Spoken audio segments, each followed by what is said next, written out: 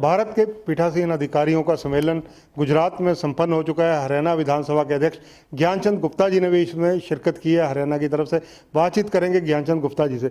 गुप्ता जी, 2 दिन का जो ये सम्मेलन रहा, कैसा रहा, क्या अनुभव रहा? देखिए, ये 2 दिवसीय जो विधायी निकायों के पीठासीन अधिकारियों का जो सम्मेलन था, एक तो ये जिस जगह पर आयोजित किया गया, मैं समझता हूँ कि अपने आप में एक दुनिया का 8वां अजूबा उसे कहेंगे कि जहाँ सरदार वल्लभ भाई पटेल की दुनिया में सबसे ऊंची जो प्रतिमा है उसका वहाँ पर स्थापना की गई है और एक बहुत ही रमणीक स्थान उसको विकसित किया गया। पिछले 1-1.5 साल के अंदर वहाँ जिस प्रकार से विकास किया है, वहाँ के लोगों ने ही बताया कि कोई व्यक्ति सोच भी नहीं सकता कि इतनी जल्दी ऐसा निर्माण कार्य और ऐसा विकास हो सकता है। तो ऐसे रमणीक स्थान पर एक नया एक्सपीरियंस और था कि ये टेंट सिटी में आयोजित किया गया। वहाँ रहने की व्यवस्था सभी, चाहे वो आदरणीय राष्ट्रपति थे, लोकसभा के अध्यक्ष थे, माननीय उपराष्ट्रपति थे, सभी के रहने की व्यवस्था टेंटों में की गई थी और वो टेंट सिटी के नाम से वो जगह जानी जाती है। तो एक अलग से, मैं समझता हूँ कि पहले होटलों के अंदर रुकना होता था, लेकिन टेंट के अंदर रहने का अनुभव भी एक अलग से था। इस 2 दिवसीय सम्मेलन के अंदर आदरणीय प्रधानमंत्री जी श्री नरेंद्र मोदी जी ने वीडियो कॉन्फ्रेंसिंग के द्वारा वर्चुअल जो है वहाँ पर इस कॉन्फ्रेंस को संबोधित किया। उसके अलावा इसका जो उद्घाटन था देश के आदरणीय महामहिम राष्ट्रपति आदरणीय श्री रामनाथ कोविंद जी ने किया और जो वहाँ पर राज्यपाल गुजरात उपस्थित रहे, राज्यपाल और उसके अलावा स्पीकर जो लोकसभा है आदरणीय ओम बिरला जी, उन्होंने इस सारे सम्मेलन की संचालन व्यवस्था को देखा। तो 2 दिवसीय सम्मेलन के अंदर मुख्य रूप से जो 5 प्रस्ताव वहाँ पर पारित किए गए, मैं समझता हूँ कि वो बहुत एक आगे आने वाले समय के अंदर लाभदायी सिद्ध होंगे। एक जो प्रस्ताव में सम्मेलन का सब यही मत था कि संविधान की मूल भावना के अनुसार लोकतंत्र के तीनों अंगों को अपनी अपनी सीमाओं के अंदर रह करके सहयोग, सामंजस्य और समन्वय की भावना से कार्य करना चाहिए। ये इस प्रकार का प्रस्ताव जो है वहाँ पर पास किया गया और एक वहाँ पर निर्णय किया गया कि क्योंकि ये शताब्दी वर्ष है इस जो सभा का है, पीठासीन अधिकारियों का सम्मेलन है, पहला जो पीठासीन अधिकारियों का सम्मेलन हुआ था वो 1921 के अंदर हुआ था। तो 1921 शुरू होने वाला है।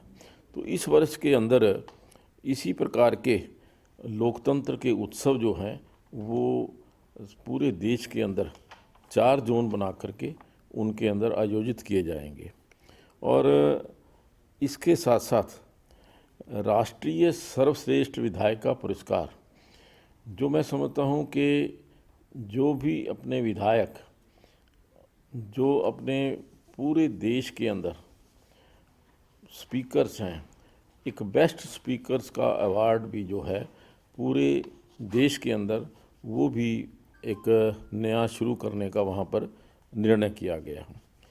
और जो भी कानूनों को समय समय पर बदलते रहना चाहिए, इस प्रकार का भी कहा गया। यह भी निर्णय लिया गया कि 2 दिवसीय चर्चा के बाद यह महसूस किया गया कि राज्य की विधानमंडलों को वित्तीय अधिकार देने के विषय पर राज्यों से संवाद की नितांत आवश्यकता है। विधानसभा के पास वित्तीय अधिकार कोई नहीं है, वो राज्य सरकारों के, हालांकि विधानसभा सारा बजट पास करती है, लेकिन वित्तीय अधिकार जो है वो स्टेट्स के पास है। इसके अलावा यह भी पारित किया कि राष्ट्रीय सम्मेलनों में लोकतंत्र के उत्सव का आयोजन किया जाए ताकि विधायी कार्यों के साथ साथ इन सम्मेलनों के माध्यम से जनता को लोकतंत्र के विभिन्न आयामों से अवगत कराया जा सके।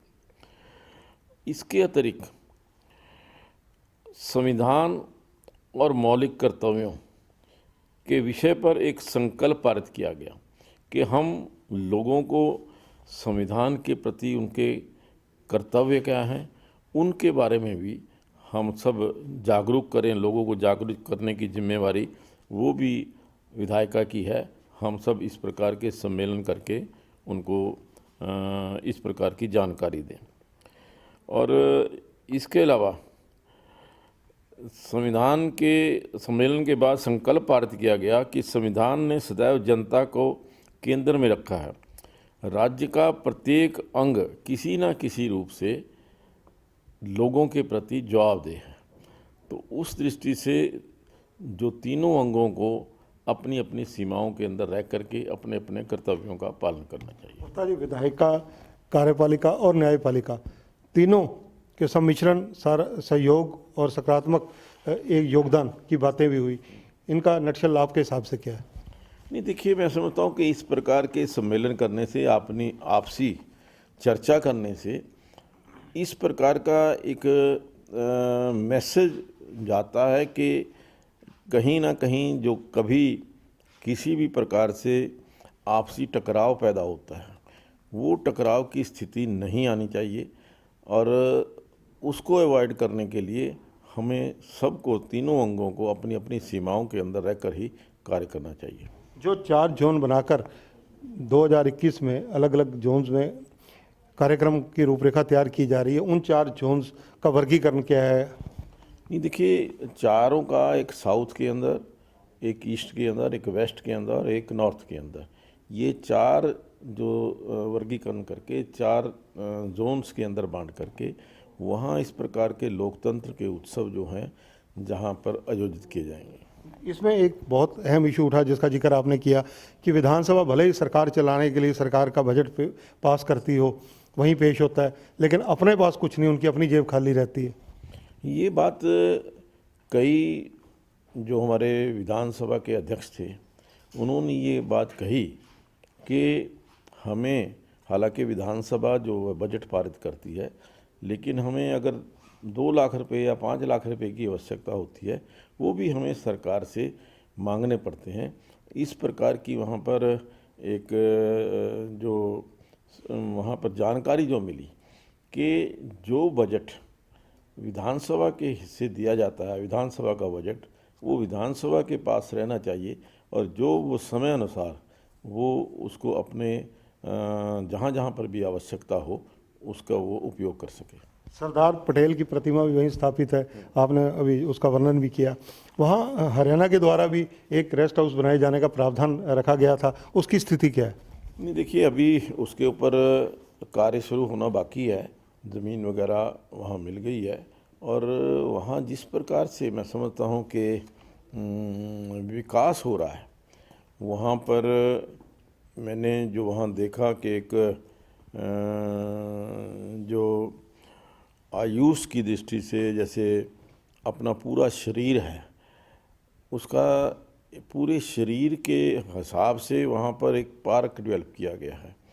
उस पार्क के अंदर अगर हमारा दिमाग जहाँ पर है तो दिमाग के उपयोगी जो औषधियों के पौधे हैं, जो आयुर्वेदिक पौधे हैं, वो वहाँ पर लगाए गए हैं।